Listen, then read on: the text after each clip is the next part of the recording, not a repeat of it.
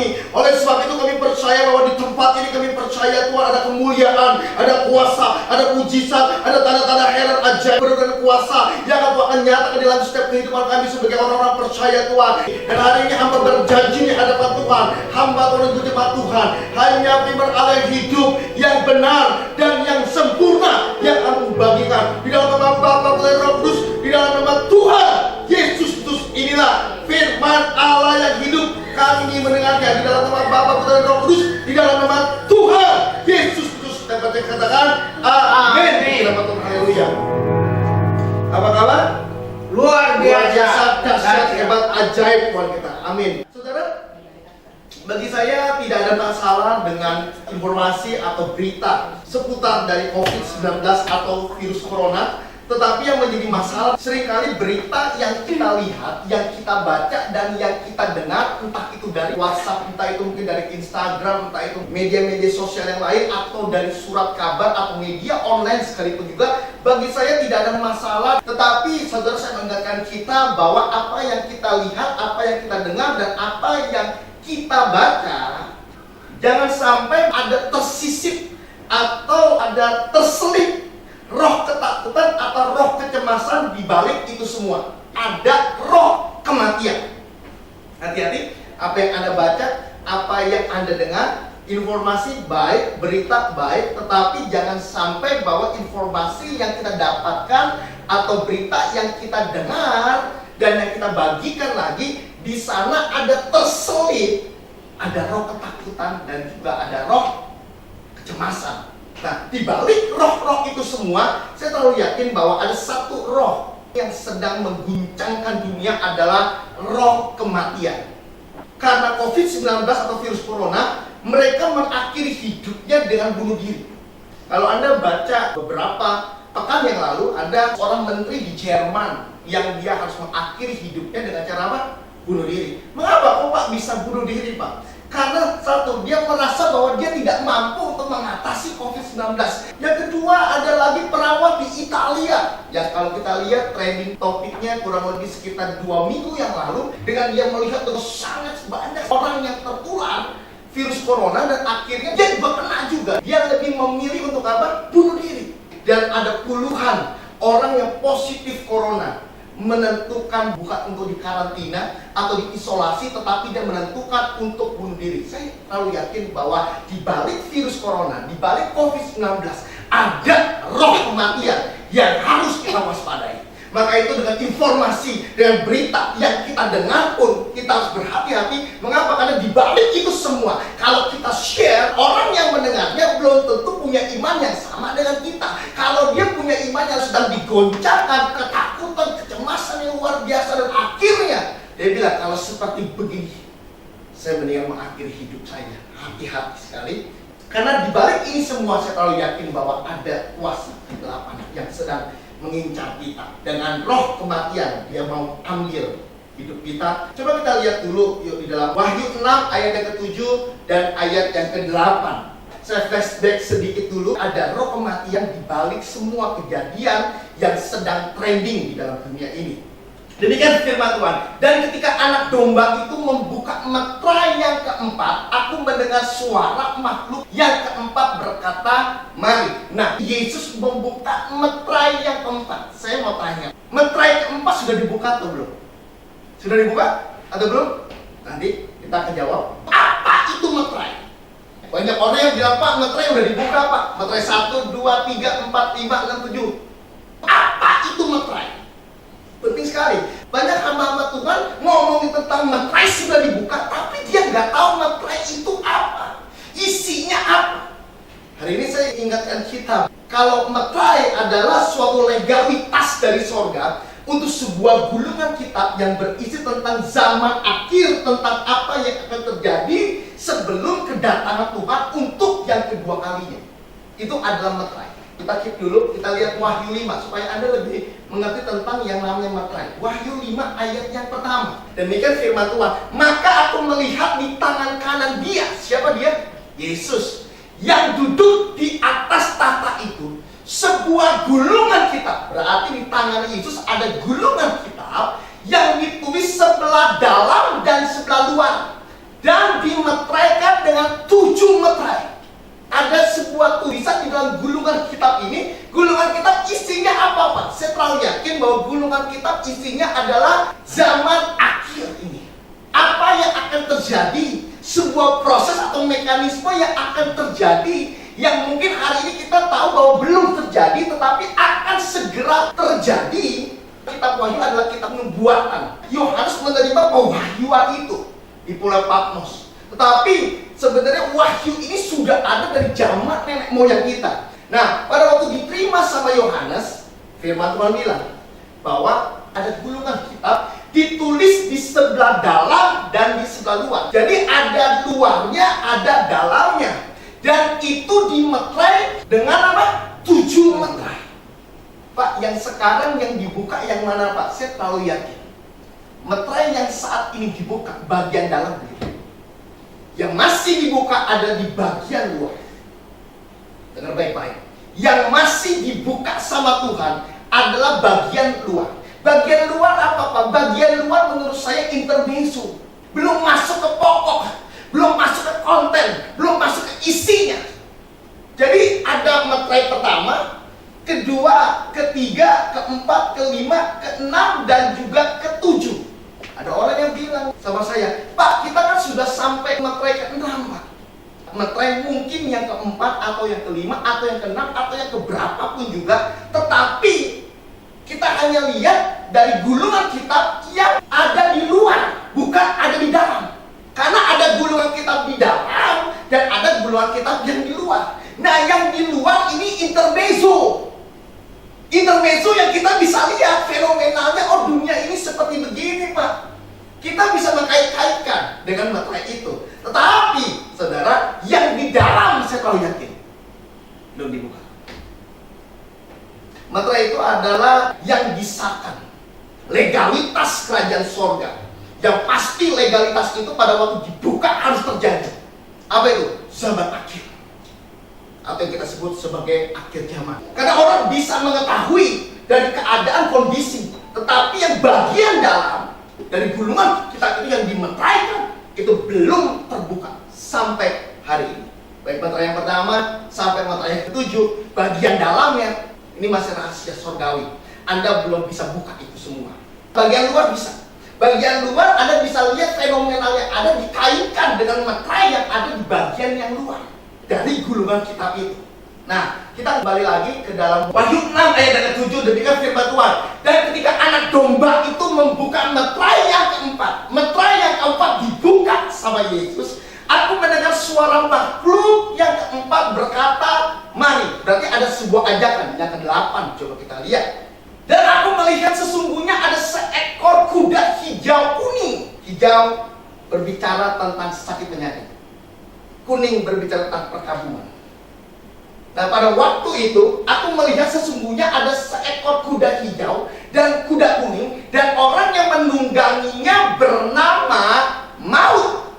Ada sakit penyakit dan ada perkabungan, dan kerajaan maut mengikutinya. Dan kepada mereka diberikan kuasa atas 1/4 dari bumi untuk membunuh dengan pedang, dan dengan kelaparan, dan sampar, dan dengan binatang-binatang buas yang di bumi. Jadi jelas sekali yang Yohanes lihat di Pulau Patmos, orang yang menungganginya bernama Maut dan kudanya hijau dan juga kuning. Seperti saya sudah bilang bahwa hijau berbicara tentang sakit penyakit, kuning berbicara tentang perkabungan. Maka itu biasanya mau nguburin itu ada bendera kuning. Karena kuning berbicara tentang perkabungan, ya. Sedangkan hijau berbicara tentang sakit penyakit, sebuah penderitaan. Dan kerajaan maut mengikutinya. Jadi ada kematian yang mengikuti. Dan kepada mereka diberikan kuasa atas 1/4 dari bumi untuk membunuh dengan pedang, dan dengan kelaparan, dan dengan sampar, dan dengan binatang-binatang buas. Dan membunuh dengan apa? Sampar. Apa itu sampar, Pak? Sampar adalah penyakit yang disebabkan oleh binatang. Penyakit ini punya turunan. Nah, turunannya salah satunya adalah SARS. Salah satunya lagi adalah MERS. Salah satunya lagi adalah flu. Flunya banyak. Flu burung, flu babi, dan lain-lain. Sampai akhirnya punya turunan lagi, punya variasi lagi adalah penyakit karena virus corona, yaitu COVID-19. Nah, di balik penyakit sampar ini, saya tahu ya, ada yang menungganginya. Yang menunggangin siapa? Yang menunggangi firman Tuhan bilang, namanya adalah maut. Dia naik kuda. Kudanya adalah kuda hijau dan kuning. Hijau berbicara tentang penderitaan, tentang sakit penyakit. Dan kuning berbicara tentang perkabungan adalah kematian. Dan dibalik dari virus corona, dibalik dari COVID-19, ada yang menunggangi semuanya. Tidak lain, tidak bukan adalah yang bernama maut, si kematian itu. Yang keroknya, provokatornya, biang keladinya adalah si iblis. Maka itu, saudara, kita bukan lagi melawan yang namanya virus, tetapi kita juga melawan di balik si virus itu apa? Yaitu kuasa kegelapan, yaitu si iblis. Kita harus lawan itu semua. Yohanes 10 ayat ke-10 demikian firman Tuhan. Pencuri datang hanya untuk mencuri, membunuh, dan juga membinasakan. Jadi si iblis punya 3 pekerjaan besar: mencuri, membunuh, dan juga membinasakan. End of the end, goalnya si iblis, goalnya kuasa gelap, tidak lain tidak bukan adalah kematian. Di mana materai keempat bagian luar kita sudah dikasih lihat sama Tuhan bahwa ada yang menungganginya. Yang menungganginya adalah roh kuasa kegelapan yang bernama maut, di mana kematian akan ada melalui apa? Penyakit sampar, dengan turunan penyakit sampar COVID-19. Pasti yang menunggangi adalah kuasa gelap. Pencuri datang hanya untuk mencuri, membunuh, dan membinasakan. End of the end dari si iblis, dia mau agar kita semua mati. Tetapi matinya dia nggak mau mati dalam Tuhan. Karena di dalam Wahyu bilang orang yang mati dalam Tuhan adalah orang yang bahagia. Dia mau lewat sakit penyakit yang dia berikan, lewat virus corona yang dia berikan, lewat COVID-19 yang dia berikan. Orang pasti akan mati, tetapi dia mau menyangkal dulu, sehingga dia mau membawa kita masuk ke dalam kerajaan api neraka. Maka itu banyak orang yang bunuh diri.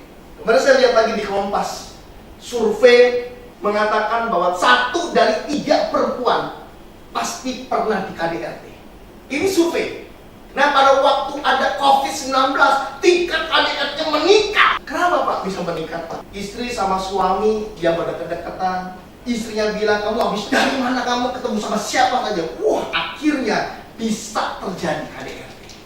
Sebelum masuk ke rumah, di testing dulu, pengukur suhu.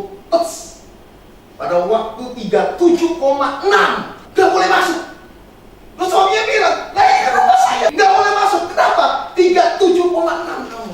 Akhirnya apa? Tidur di luar. KDRT deh. Ada iblis yang menunggangi semuanya. Pencuri datang hanya untuk mencuri, membunuh, dan membinasakan. Aku datang supaya mereka, saudara dan saya, punya hidup. Nah, firman Tuhan bilang hidupnya di dalam kelimpahan. Aku datang hari ini untuk menyembuhkan, membebaskan, melepaskan, memberikan kemenangan dan kemenangan di dalam kehidupan kita. Dia mau datang dalam hidup kita. Amin. COVID-19 boleh terjadi, boleh ada. Tetapi firman Tuhan bilang di dalam Mazmur 91, engkau hanya menonton saja, kau tidak akan kena. Kenapa? Karena kau di cover, kau diprotek sama Tuhan. Karena dia datang untuk saudara. Iblis datang untuk memberikan penyakit, memberikan kesusahan, penderitaan, kekurangan, kemiskinan. Tetapi dia mau datang dalam hidup saudara dan saya hari ini untuk memberikan hidup saudara dan saya jauh lebih baik lewat kesembuhan, mujizat, dan tanda-tanda ajaib penuh dengan kuasa di dalam kehidupan kita sebagai orang-orang percaya. Amin. Dia mau datang dalam hidup kita hari ini. Izinkan dia untuk masuk dalam kehidupanmu, mengcover, memproteksi semuanya. Saya terlalu yakin bahwa bukan masker yang bisa melindungi Anda, bukan sarung tangan yang bisa melindungi Anda, dan juga bukan vitamin C yang melindungi Anda, tetapi yang melindungi Anda adalah Dia yang hidup. Dia datang supaya kita mempunyai hidup, hidupnya dalam berkelimpahan di dalam kehidupan kita. Berarti dia mau menyembuhkan kita, membebaskan, melepaskan kita dari semua apa yang didakwa oleh si iblis, di mana si iblis mencuri, membunuh, dan membinasakan, dan akhirnya dia akan menghancurkan kita lewat kematian. Tapi dia datang untuk memberikan saudara dan saya hidupnya berlimpah-limpah. Orang yang belum kena virus sama orang yang sudah kena virus, tingkat ketakutannya berbeda. Orang yang sudah kena virus tingkat ketakutannya lebih tinggi lagi. Kenapa? Karena satu, dia melawan bagaimana dia sembuh atau dia mati.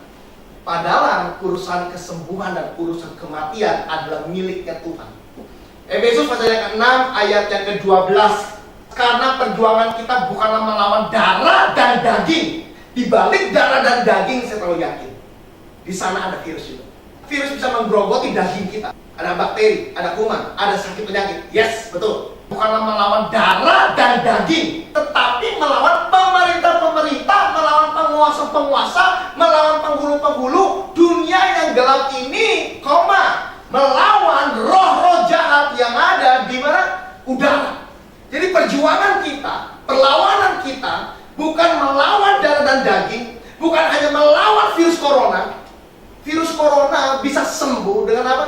Imun kita sendiri. Tidak perlu apa-apa. Ketika imun kita baik, imun kita sehat sempurna. Maaf, mau virus apapun juga tidak mungkin bisa menyerang dalam hidup kita. Makanya firman Tuhan bilang, bukan melawan darah dan daging. Virus adanya di darah dan dia merusak daging. Firman Tuhan bilang, bukan melawan darah dan daging, tetapi melawan pemerintah-pemerintah, penguasa-penguasa, penghulu-penghulu dunia yang gelap ini, dan melawan roh-roh jahat yang ada di udara. Ada di balik semuanya, ada dakwaan si iblis. Di balik semuanya, provokatornya cuma satu, iblis. Di balik itu semua, ada roh maut yang hari ini harus kita patahkan. Kita perangi di alam roh. Untuk apa? Menghancurkan si iblis, menghancurkan tipu muslihatnya, menghancurkan kuasanya. Amin.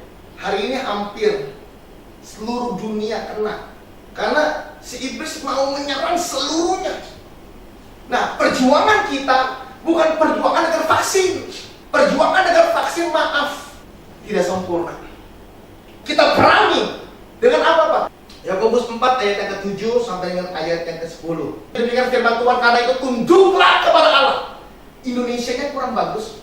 Bahasa Inggrisnya bukan tunduklah kepada Allah, tetapi surrender. Serahkanlah kehidupanmu kepada Tuhan dan percaya kepada Dia. Jadi harusnya ayat ini adalah, karena itu serahkanlah hidupmu kepada Tuhan dan percayalah kepada Dia. Dan firman Tuhan bilang, dan lawanlah iblis, maka ia akan lari daripadamu. Amin. Jadi hari ini pada waktu kita surrender di hadapan Tuhan, kita menyerahkan seluruh hidup kita di hadapan Tuhan, dan kita percaya kepada Dia, dan iblis harus dilawan.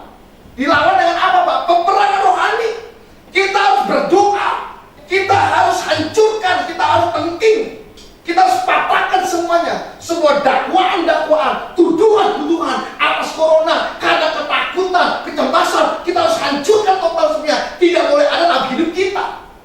Harus kita lawan iblis. Pada waktu kita lawan iblis, firman Tuhan bilang, maka ia akan lari daripadamu. Akan lari dengan segala kuasanya, dengan segala virusnya, dengan segala bakterinya, dengan segala penyakitnya, kemiskinan, penderitaan atau apapun, dia akan lari. Peperangan rohani, terlawan si iblis. Sebelumnya apa, Pak? Firman Tuhan bilang, surrender. Serahkan hidupmu dan percaya kepada Dia. Ini penting sekali.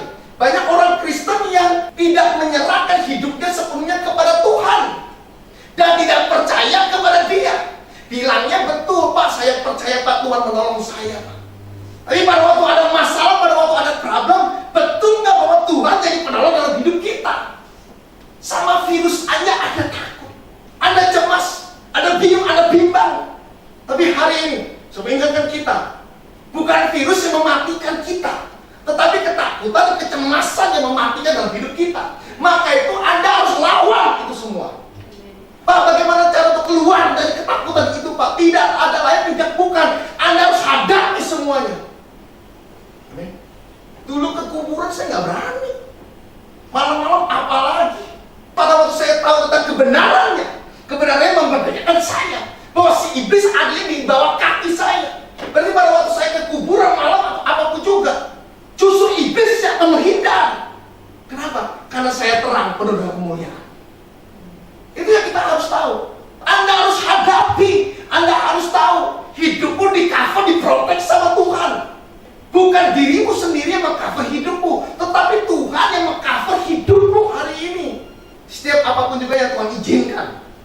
tanggung jawabnya Tuhan. Untuk apa? Menyatakan kemuliaan. Pada waktu Lazarus yang dikasih Tuhan sakit, firman Tuhan bilang, penyakit ini tidak akan membunuh hidupnya, tetapi akan menyatakan kemuliaan. Jadi penyakitmu, penderitaanmu, kekuranganmu, kegagalanmu hari ini, kebangkrutanmu hari ini, untuk menyatakan kemuliaan Tuhan yang besar dalam kehidupan saudara saya hari ini. Tetap percaya kepada Dia. Surrender, serahkan hidupmu kepada Tuhan. Pada waktu kamu menyerahkan, tidak ada ketakutan dalam hidupmu lagi. Ketakutan harus kita hadapi supaya kita menjadi berani di hadapan Tuhan.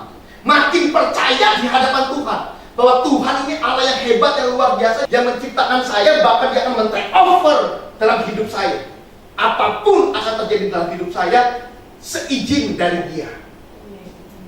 Ini yang Anda harus percaya. Amin. Lawan si iblis. Jangan ada diam-diam saja. Ini adalah saatnya gereja Tuhan, hamba-hamba Tuhan untuk melawan. Amin. Bukan ada 30 orang pendeta mati, Pak. Loh, 30 orang pendeta mati. Itu pahlawan-pahlawan Kristus kok bisa mati? Lawan dia. Dengan apa? Gereja harus bersatu, hamba Tuhan harus bergandengan tangan, mencari wajahnya Tuhan, dan lawan si iblis. Kenapa? Karena perjuangan kita bukan melawan darah dan daging, tapi melawan penguasa-penguasa, melawan penghulu-penghulu di udara yang kita lawan. Ini COVID-19 tidak mungkin bisa berakhir kalau gereja dan hamba Tuhan tidak bergandengan tangan, mencari wajahnya Tuhan, dan lawan si iblis. Maka itu hari ini, ayo hamba-hamba Tuhan, saya mau himbau. Untuk apa? Bergandengan tangan. Gereja Tuhan bergandengan tangan. Untuk apa? Lawan si iblis. Ketika Anda tidak lawan ini akan masuk ke dalam hidup kita. Ini hidup kita lagi dalam kondisi yang rentan sekali. Salaman kita tidak boleh. Kita berbicara, tapi harus jauh-jauh. Harus pakai masker dan lain-lain. Ayo, hari ini kita mau keluar dari semua ketakutan kita. Ayat yang ke-8. Mendekatlah kepada Allah dan Ia akan mendekat kepadamu. Tahirkan tanganmu, hai kamu orang-orang berdosa, dan sucikan hatimu, hai kamu yang mendua hati. Mendekatlah kepada Allah. Kita harus punya connecting dengan Tuhan. Kita harus punya hubungan dengan Tuhan. Kita harus selaraskan hidup kita dengan surga. Work from home atau school from home, ada banyak waktu. Waktumu engkau pakai untuk apa? Diam-diam aja gitu, tidur-tiduran, makan gitu. No. Firman Tuhan bilang, dekat kepada Tuhan. Ada mesbah di hadapan Dia. Present worship, memuji menyembah Tuhan. Baca firman, berdoa di hadapan Dia. Makin dekat lagi, makin connect lagi. Ada firman, pujian, doa dalam hidup kita. Mendekatlah kepada Allah, Ia akan mendekat kepadamu. Ketika Allah mendekat dalam hidup kita, maaf, virus, bakteri, kuman dalam bentuk apapun juga, termasuk sakit penyakit atau apapun juga, semuanya akan lari. Kenapa? Karena Tuhan mendekat dalam hidup kita. Orang-orang yang hari ini bebas lepas dari virus corona, tidak ada ketakutan karena satu hal, dia dekat sama Tuhan. Saya nggak takut. Kenapa, Pak? Karena saya tahu hari ini kita harus connect dengan Tuhan, mendekat sama Dia. Ketika kita mendekat sama Dia, firman Tuhan bilang, Ia akan mendekat kepada kita. Saya kenal ketika Tuhan mendekat dalam hidup saya, virus hilang. Ini yang kita harus percaya. Ini adalah kebenaran firman. Yang kedua, tahirkanlah tanganmu, hai kamu orang-orang berdosa, dan sucikan hatimu, hai kamu orang yang mendua hati. Lewat kita ada di rumah hari ini, kita mau tahirin tangan kita. Kadang-kadang melakukan hal yang tidak baik, entah itu kita jahilin orang, entah itu kita pukul orang. Firman Tuhan bilang, tahirin tangan kita. Sucikan hati kita, hai kamu orang yang mendua hati. Ngomongin orang, nah mendua hati, hatinya nggak tenang. Dia nggak bisa cuma satu perkataan saja. Dia mau udah kasih tahu ke si A, kasih tahu ke si B lagi. Ayo kita mau sucikan hati kita hari ini. Nggak boleh mendua hati. Ya, ada banyak orang juga yang hari ini ke Tuhan yes, ke dukun yes. Ada juga hari ini gereja iya Pak, saya akan ke gereja Pak. Ke Padepokan bukan. Pengobatan alternatif juga. Yang pakai Reiki, yang pakai Kundalini juga dilakukan. Saudara, dengan baik-baik. Kalau Anda fokusmu hanya Tuhan, kau harus geser semuanya. Amin. Kau harus berdoa sama Allah yang hidup saja. Dia itu Yesus namanya. Jangan mendua hati. Orang yang mendua hati, firman Tuhan bilang, tidak akan tenang dalam hidupnya dia. Ayat yang ke-9. Sadarilah kemalanganmu, berduka cita dan meratapilah. Hendaklah tertawamu kamu ganti dengan ratapan dan sukacitamu dengan duka cita. Sadari kemalangan kita. Penderitaan kita hari ini kita harus sadari. Loh, kenapa ya saya seperti ini? Maka itu pada waktu engkau banyak di rumah, kau harus sadar bahwa oh, hari ini harusnya saya sadar dulu. Tuhan lagi tegur saya. Tuhan mau supaya saya punya hidup yang lebih baik lagi. Sadari apa yang hari ini saya lakukan yang salah. Jangan mengulangi lagi kesalahan-kesalahan kita. Kita mau introspeksi diri. Yang ke-10. Rendahkanlah dirimu di hadapan Tuhan dan Ia akan meninggikan kamu. Lewat kita ada di rumah, kita mau merendahkan diri kita di hadapan Dia. Kita mau mencari wajahnya Dia. Kita mau berlutut, kita mau berdoa, Tuhan tolong negara saya, Tuhan tolong Tuhan wabah yang sedang melanda dunia COVID-19 Tuhan. Hari ini saya mau menggandengkan tangan semuanya Tuhan, kumpulkan doa-doa kita di alam roh, supaya hari ini Tuhan dengar dari sorga dan Tuhan menjawab semuanya dan COVID pasti akan hilang. Never lock down your faith. Jangan pernah Anda melockdownkan imanmu. 2 Tawarik 20 ayat ketiga. Demikian firman Tuhan, Yosafat menjadi takut lalu mengambil keputusan untuk mencari Tuhan yang menyerukan kepada seluruh Yehuda supaya berkuasa. Anda tahu kisah ini bahwa bagaimana Yosafat adalah seorang panglima perang yang luar biasa. Dia adalah seorang raja juga. Dan dia dengar bahwa ada orang-orang yang sedang menyerang dia. Banyak sekali. Dan akhirnya ayat yang ketiga mengatakan bahwa Yosafat menjadi takut lalu mengambil keputusan untuk mencari Tuhan. Never lockdown dalam hidupmu. Yang pertama, engkau harus mencari Tuhan. Engkau bukan hanya mencari pernak-pernik Tuhan, tapi engkau harus mencari Tuhan. Pernak-pernik Tuhan apa-apa? Pernak-pernik Tuhan itu ibadah yang hebat, dengan tembok, dengan wallpaper, dengan LCD dan lain-lain. Saudara, engkau tidak mencari itu, engkau mencari Dia. Hari ini kau ibadah di rumah lewat streaming. Di kiri dan di kanan gak ada alat musik. Hatimu menujunya kepada Tuhan. Engkau harus cari Dia. Karena pada waktu engkau cari Dia, saya tahu yakin ketakutanmu akan hilang, kecemasanmu akan hilang. Yosafat takut lalu mengambil keputusan untuk mencari Tuhan. Mencari Tuhan adalah sebuah keputusan di dalam kehidupan kita sebagai orang-orang percaya. Amos 5 ayat yang keempat, demikian firman Tuhan. Sebab beginilah firman Tuhan kepada kaum Israel, carilah aku maka kamu akan hidup. Firman Tuhan bilang pada waktu engkau mencari Dia, tidak lockdownkan hidupmu, tidak lockdownkan imanmu, kamu akan hidup. Kalau kita mencari Tuhan, hari ini kita sedang diserang dengan wabah COVID-19 atau apa juga virus-virus yang lain yang mematikan atau turunan-turunan yang lainnya. Justru saatnya untuk saudara dan saya hari ini mencari Dia, lebih dekat lagi kepada Tuhan, lebih connecting lagi di hadapan Dia melalui mesbah kita. Mesbah tidak boleh tidak ada. Mesbah itu apa? Firman, pujian, doa. Tidak firman, pujian, doa, spiritnya dia hancur total. Tubuhnya betul masih bisa gemuk. Mengapa? Karena dia makan. Spirit kita perlu firman, pujian, doa. Ketika ada firman, pujian, doa, itu yang membuat kita kuat, yang membuat kita kebal terhadap apapun juga. Bukan hanya virus, tetapi juga kepada apapun juga yang ada dalam dunia ini kita kebal. Kenapa? Karena firman, pujian, doa adalah kekuatan orang yang percaya dalam Kristus. Matius 4 ayat yang keempat, demikian firman Tuhan. Tetapi Yesus menjawab, ada tertulis manusia hidup bukan dari roti saja, tetapi dari setiap firman yang keluar dari mulut Allah. Amin.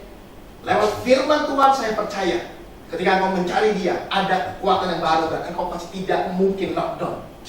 Hidupmu, faithmu harus tetap percaya kepada Dia. Cari Tuhan yang pertama. Yang kedua, tetap percaya. Mazmur 56 ayat 4 dan ayat yang kelima.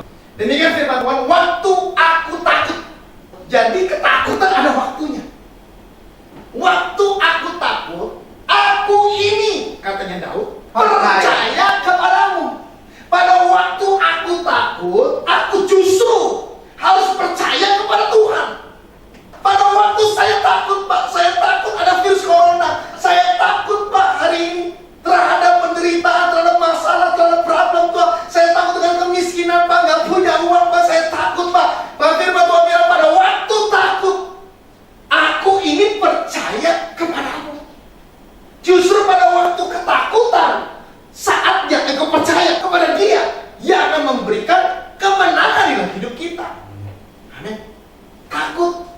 masalah. Jadi pada waktu Anda takut, percaya justru. Banyak orang Kristen, pada waktu aku takut, Pak, aku tenggelam dengan ketakutan aku. Dan akhirnya, kalau seperti begini, mendingan saya akhiri hidup saya. Anda salah sekali. Justru Daud mengatakan, pada waktu aku takut, aku ini, ngapain? Percaya kepadamu. Hari ini, still trusting in the Lord. Anda harus tetap percaya kepada Tuhan. Lewat keadaan apapun juga. Baik itu ada ketakutan, kecemasan, sakit penyakit, kemiskinan, kegagalan, kebangkrutan, atau penderitaan lainnya dalam hidup kita. Pada waktu Anda mengalami itu semua, karena baik-baik, justru saatnya untuk Anda percaya kepada Dia. Dia Allah yang hebat, yang luar biasa, yang hari ini akan membebaskan, melepaskan, menyembuhkan kita dari semua ketakutan, dari semua kecemasan dalam hidup kita. Still trusting with God. Tetap percaya, tetap beriman kepada Dia.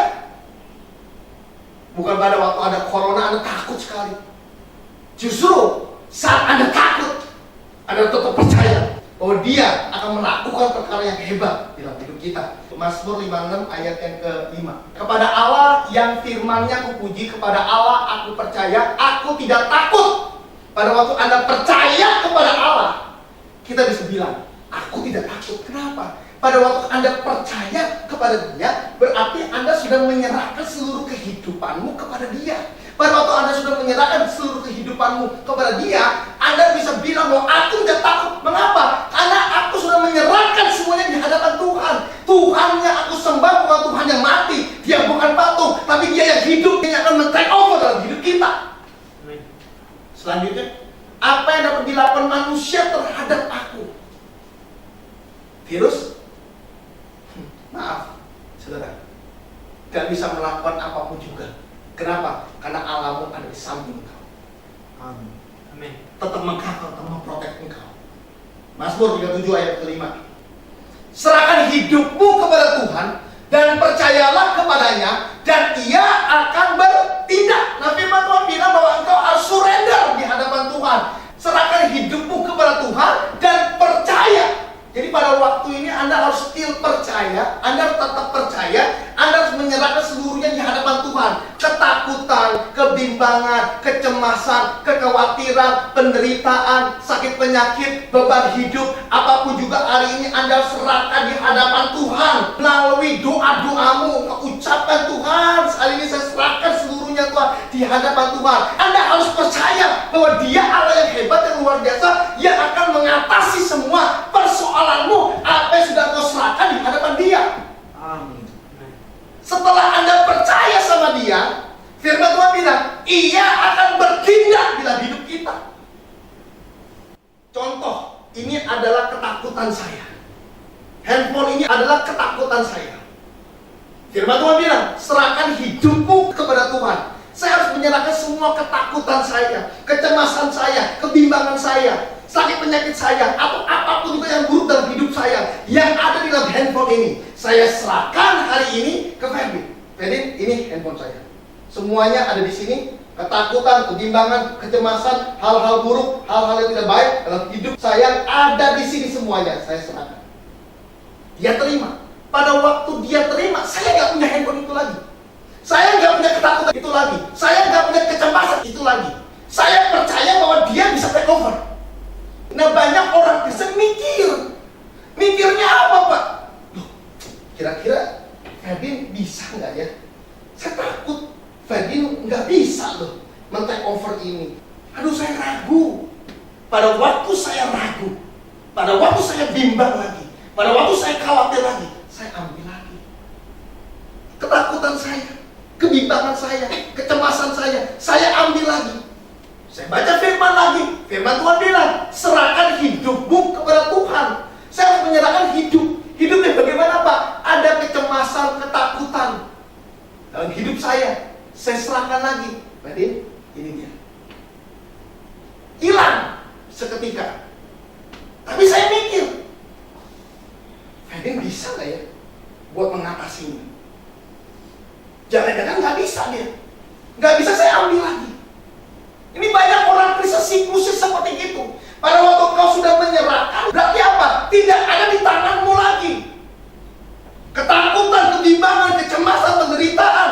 kebangkrutan, kegagalan dalam hidupmu, serahkan sama Tuhan. Firman Tuhan bilang, dan percaya Dia bisa melakukan hal yang lebih hebat dalam hidup kita. Dan setelah itu firman Tuhan bilang, Dia akan bertindak, Allahnya akan bertindak. Jadi gini, saya serahkan hari ini ketakutan saya, kebimbangan saya kepada Tuhan. Saya percaya bahwa Tuhan bisa lakukan semua. Setelah saya percaya, firman Tuhan bilang, Tuhan bisa lakukan semuanya. Amin. Jadi, Dia take over semua di dalam hidup kita. Serahkan hidupmu kepada Tuhan dan percaya kepada Dia. Banyak di antara kita bilang, saya percaya Pak. Benar-benar Anda percaya. Kalau Anda percaya, Anda nggak mikirin lagi. Ketika Anda sudah serahkan hidupmu di hadapan Tuhan, ketakutanmu, kebimbanganmu, kecemasanmu, kau sudah serahkan di hadapan Tuhan. Anda nggak mikirin lagi kecemasan, ketakutan lagi. Tapi kalau Anda mikirin lagi, berarti Anda belum menyerahkan sepenuhnya di hadapan Tuhan. Dan kemungkinan besar Anda nggak percaya bahwa Dia bisa melakukan semuanya.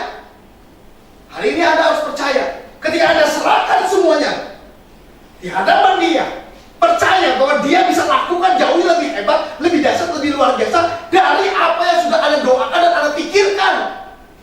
Dan firman Tuhan bilang, ketika kita percaya, mempercayai Dia buat take over semuanya, Dia akan bertindak, Dia akan bergerak dalam hidup kita. Mau virus, mau bakteri, mau apapun juga, Anda serahkan di hadapan Tuhan. Percaya bahwa Dia bisa take over. Ketika Anda percaya Dia bisa take over, Dia bergerak, bertindak dalam hidup kita, menyembuhkan, membebaskan, melepaskan, memberikan kebenaran dan kebenaran dalam hidup kita. Ini yang Anda harus tahu. Still trust in God. Tetap percaya kepada Dia bahwa Dia akan melakukan perkara-perkara yang lebih hebat, lebih dahsyat, luar biasa dalam hidup kita. Efesus 3 ayat yang ke-20. Demikian firman Tuhan. Bagi Dialah yang dapat melakukan jauh lebih banyak dari apa yang kita doakan dan yang kita pikirkan. Firman Tuhan bilang, yang kita doakan dan yang kita pikirkan, Dia bisa melakukan yang jauh lebih hebat, lebih banyak, lebih dahsyat dari apa yang hari ini yang kita bisa utarakan, yang kita bisa doakan atau yang kita bisa pikirkan. Nah, firman Tuhan bilang, seperti yang ternyata dari kuasa yang bekerjanya di dalam diri saudara dan saya hari ini.